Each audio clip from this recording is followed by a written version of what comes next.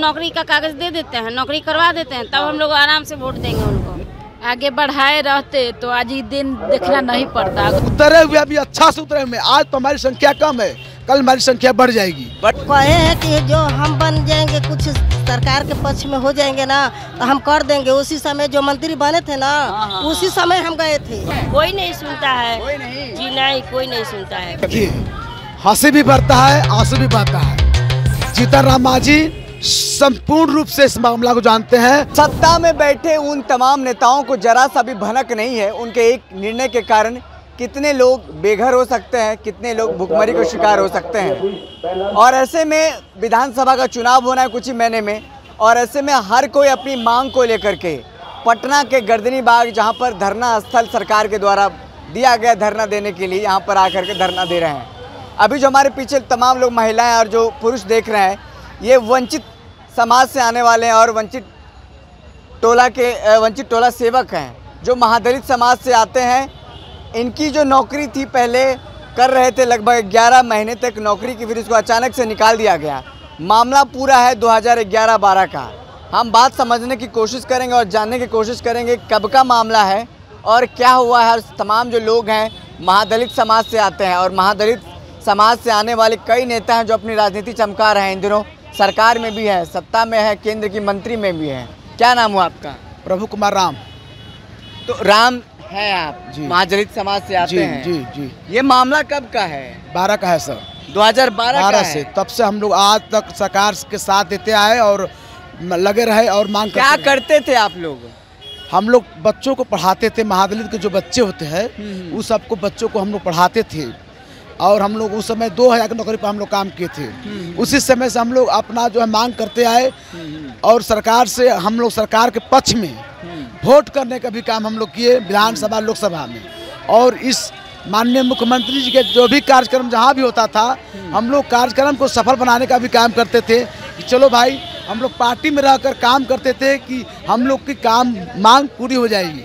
लेकिन ये बताइए 2012 का मामला है, इसमें तो 2 बार विधानसभा का चुनाव आ गया, 15 में और 20 में, फिर 25 में आप लोगों को होश आ रहा है धरना उना देने का। देखिए होश की बात है तो बिहार सरकार के तमाम जो मंत्री हैं उनके आश्वासन पर हम लोग चल रहे थे। मतलब 12-15 साल आश्वासन पर और मुख्यमंत्री जी भी घोषणा भी किए थे मिलर हाई स्कूल में 15 में कि जहाँ पर टोला सेवक योजना बंद है उसे चालू किया जाएगा। सब कुछ के बाद हम लोग सरकार से और विभाग से लगे रहे, हम लोगों को कोई झाड़ा नहीं गया। वो बोला गया कि आप लोगों को जब भी होगा तो पहले आप लोगों को रखा जाएगा, मेरे पास सीट नहीं है। अच्छा। लेकिन सीट आज 1465 पर बहाली हो रहा है। आज हमको न लेकर नए लोगों को बहाल किया जा रहा है। चलिए, नीतीश कुमार अब उस उम्र के पड़ाव में आ गए हैं कि आप लोग की बात सुनेंगे नहीं सुनेंगे कहना मुश्किल है। कौन सुनने वाला है? नहीं सुनेगा तो क्या कीजिएगा? नहीं सुनेंगे तो जो पिटारा पिट रहा है कि नौकरी के बाहर 25 में नीतीश सरकार, तो फिर हम लोग चुनाव में उनको वोट नहीं देंगे और जो उनको पार्टी को हराएगा हम लोग उन्हीं को वोट करेंगे। अब हम लोग दलित समाज इतना दिन ठगाने का काम किए, लेकिन अब हम लोग ठगाने वाले नहीं है। अगर हम लोग की मांग सुन लेते हैं तो हम लोग शांतिपूर्वक से अपना धरना के माध्यम से घर चल जाएंगे। अगर नहीं सुनेंगे तो इसी रोड पर उतरेंगे, आत्मदाह करेंगे। और महादलित और दलित समाज की राजनीति करने वाले चिराग पासवान हो और फिर जीतन राम मांझी हो, कई नेता हैं, उनके पास आप गए कि भाई हमारे साथ ये दिक्कत आ रही है, हम लोग आप ही समाज से आते हैं, हमारी मदद कीजिए, भूखे प्यासे रह रहे हैं, हमारा बच्चा को देखने वाला कोई नहीं है, अन्न के लिए तरस रहे हैं, गए आप लोग? देखिए हंसी भी बढ़ता है, आंसू भी बहता है।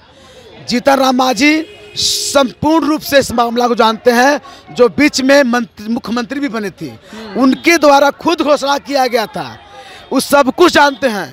अब रही बात चिराग पासवान की, चिराग पासवान जी के जो पिताजी थे, उनके पिताजी तो वो दलित को समझते थे और चिराग पासवान जी जो हम लोग के बड़े भाई हैं, गार्जियन भी है, लेकिन वो सत्ता से जरूरत है, अपने समाज से जरूरत उनको नहीं है। सत्ता से जरूरत है, समाज से जरूरत नहीं। हाँ, उनके पिताजी जो थे आदरणीय रामविलास पासवान जी, वो दलितों के सब बिल्कुल मसीहा थे और अपने पिताजी के वो विश्वास और कर्म पर वो आज सत्ता में बने। तो आप लोग बिहार के मुख्यमंत्री नीतीश कुमार के खिलाफ सड़कों पर उतरे, आंदोलन दे रहे हैं? देखिए सड़कों पर उतरे नहीं हैं, उतरे हुए अभी अच्छा से उतरे हुए। आज तो हमारी संख्या कम है, कल हमारी संख्या बढ़ जाएगी कल। जी बढ़ जाएगी। जब नहीं, अब जितना देर नहीं सुनेंगे उतनी संख्या हमारी बढ़ती जाएगी। सत्ता में बैठे मठाधीशों के कान तक आवाज जाएगी आप लोगों की? नहीं जाएगी तो हम लोग रोड पर उतरेंगे।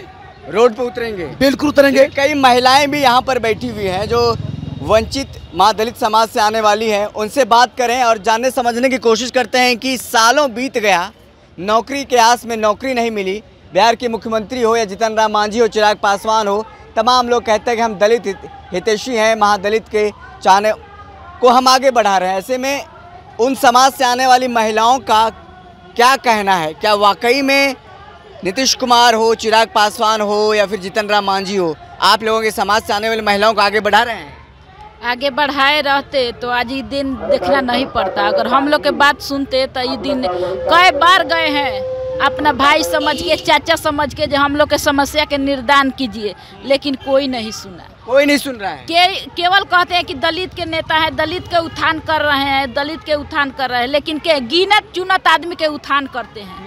जो उनके बराबरी के हैं उन लोग के लोग सुनते हैं, जो नीचे हैं, नीचे पौदान के हैं। इस बार क्या करना, क्या ठाना है? 2025 में चुनाव है, कुछ ही महीना में चुनाव है, क्या करना है?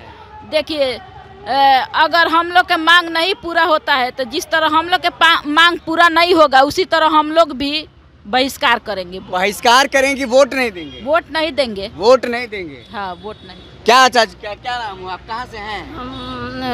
नाम मनोरमा कुमारी है, जिला रोहतास से हैं। रोहतास से आई हैं? हाँ।